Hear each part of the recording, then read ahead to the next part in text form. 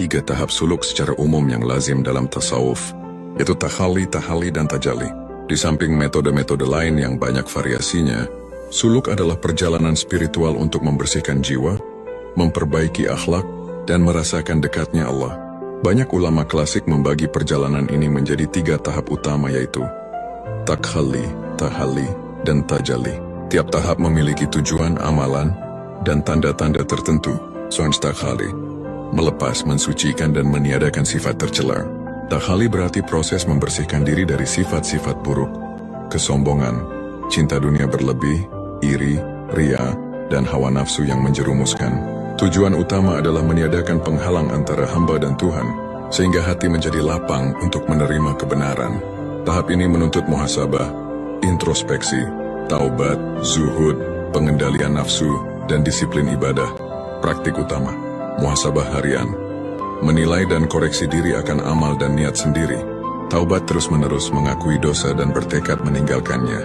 Zuhud dalam hal dunia, mengurangi keterikatan pada harta, status, dan kesenangan berlebih. Zikir dan doa yang rutin agar hati terus diingatkan oleh Allah. Menjaga salat, puasa sunnah, sedekah, dan menjauhi perbuatan tercela. Tanda-tanda berhasil, berkurangnya dorongan untuk berbuat dosa dan ria. Munculnya kerendahan hati dan mudah menangis karena takut kepada Allah. Hati menjadi lebih tenang dan tidak mudah terguncang oleh pujian atau celaan. Dalil dari Al-Quran dan hadis diterjemahkan dengan rujukan, demi jiwa dan yang menyucikannya, maka beruntunglah orang yang menyucikannya. Ini menunjukkan pentingnya penyucian jiwa. Rujukan surah Asy-Syams ayat 7-10. Sesungguhnya Allah tidak melihat kepada rupa dan harta kalian, tetapi Dia melihat kepada hati dan amalan kalian. Rujukan hadis yang diriwayatkan oleh Imam Muslim. Perintah untuk bertaubat dan membersihkan diri disebut berulang kali. Misalnya seruan untuk kembali kepada Allah dan tinggalkan perbuatan buruk. Rujukan banyak ayat tentang taubat dan perintah menyucikan diri di seluruh Al-Quran. Misalnya surah Al-Baqarah ayat 222 tentang taubat. 2. Tahalli, berhias dengan sifat-sifat mulia, mengambil tempat kebaikan.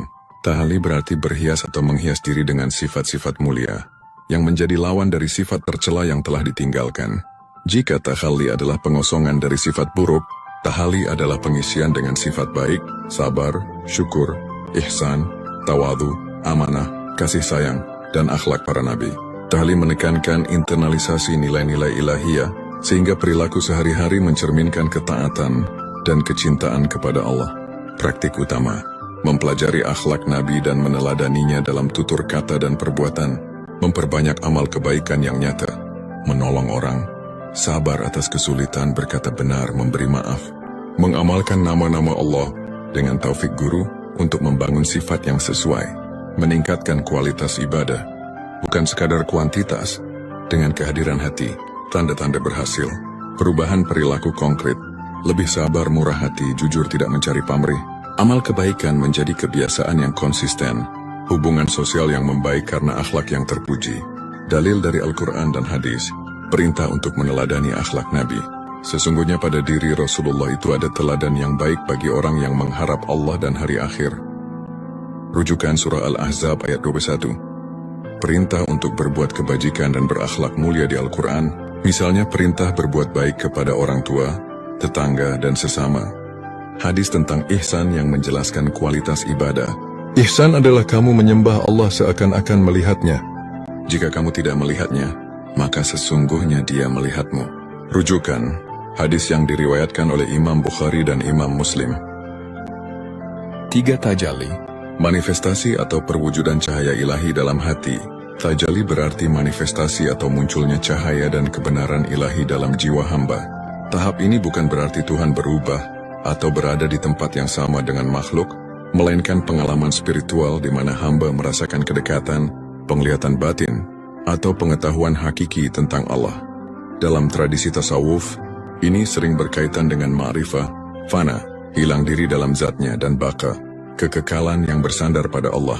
Tajalli terjadi setelah jiwa dibersihkan takalli dan diisi dengan kebaikan tahalli, sehingga menjadi mampu menerima pancaran ilmu dan cahaya ilahi. Praktik utama, zikir mendalam dan muraqabah, mengamati keadaan hati, sampai munculnya kehadiran spiritual. Khalwat atau menyendiri untuk konsentrasi ibadah bila dibimbing oleh guru yang amanah.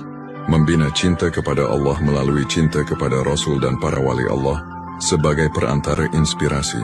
Membaca dan merenungkan ayat-ayat yang menerangkan sifat-sifat Allah hingga hati tersingkap, terbukanya hijab, tanda-tanda berhasil, kekuatan spiritual bertambah, ketenangan batin yang tak tergoyahkan, penglihatan batin yang lebih jernih, kepekaan moral yang tinggi, mukasyafah ghaibiyah dan mukasyafah rohbaniyah, timbulnya rasa zikir yang terus-menerus. Dawamu zikir atau sebagian orang mengartikannya sebagai solat daim, yaitu solat terus-menerus tanpa henti, kehadiran hati dalam ibadah, dan pengurangan rasa takut selain kepada Allah, kecenderungan fana pada kerajaan duniawi, dan teguh pada ikatan kepada Allah. Dalil dari Al-Quran dan hadis, Allah adalah cahaya langit dan bumi. Perumpamaan cahayanya adalah seperti sebuah pelita dalam bangunan, pelita itu dilindungi kaca. Ini sering dijadikan rujukan untuk gagasan cahaya ilahi yang menerangi hati. Rujukan Surah An-Nur ayat 35. Banyak ayat yang menegaskan bahwa hamba yang membersihkan diri dan beriman mendapat petunjuk dan cahaya dari Allah. Misalnya janji petunjuk bagi orang yang beriman. Rujukan Surah Al-Ma'idah ayat 16 tentang petunjuk menuju jalan yang lurus. Hadis tentang tingkatan ma'rifah dan kedekatan kepada Allah yang diriwayatkan dalam berbagai sumber klasik sebagai buah dari amalan dan ketaatan yang tulus. Hubungan urutan. Mengapa takhalli dulu lalu tahalli lalu tajalli? Karena jika hati penuh kotoran, sifat tercela, cahaya tidak bisa masuk. Oleh karena itu perlu pembersihan dulu yaitu takhalli. Setelah kosong, hati harus diisi dengan sifat mulia, supaya perubahan menjadi nyata yaitu tahalli. Ketika hati sudah suci dan berisi kebaikan, ia menjadi mampu menerima manifestasi kebenaran ilahi. Itulah tajalli. Praktik harus berurutan, mulai dengan muhasabah, taubat dan pengurangan keterikatan dunia untuk takhalli. Tambahkan praktik akhlak dan amal nyata untuk tahalli. Lanjutkan ke zikir mendalam, murakabah, dan bimbingan guru untuk membuka tajalli, peringatan dan tata krama. Perjalanan ini bukan untuk pamer pengalaman spiritual.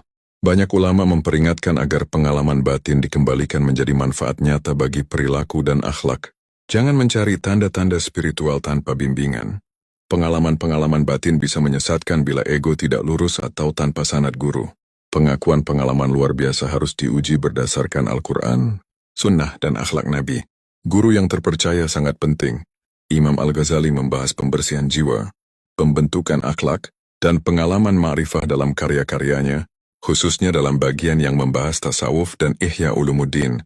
Banyak penulis tasawuf lain seperti Imam Abu Talib Al-Maki, Ibnu Arabi, dan para penulis torika membahas konsep tahalli, dan tajalli dalam bahasa mereka sendiri. Saya menyarankan merujuk pada karya-karya tersebut, jika Anda ingin penggalian teks yang lebih mendalam dan sumber primer. Praktik harian yang bisa dilakukan. 1. Mulai hari dengan muhasabah singkat, tinjau niat dan amalan. 2. Lakukan taubat dan tekad meninggalkan dosa spesifik. 3. Tetapkan waktu zikir yang konsisten disertai membaca doa dan salawat. 4. Amalkan satu akhlak baru setiap minggu, misalnya sabar, tolong-menolong, jujur. 5. Cari guru atau lingkungan syalih untuk tumpuan dan koreksi perjalanan batin. 6. Jaga keseimbangan, perhatian pada keluarga, kerja, dan ibadah. Ingat, suluk bukan pelarian dari tanggung jawab duniawi.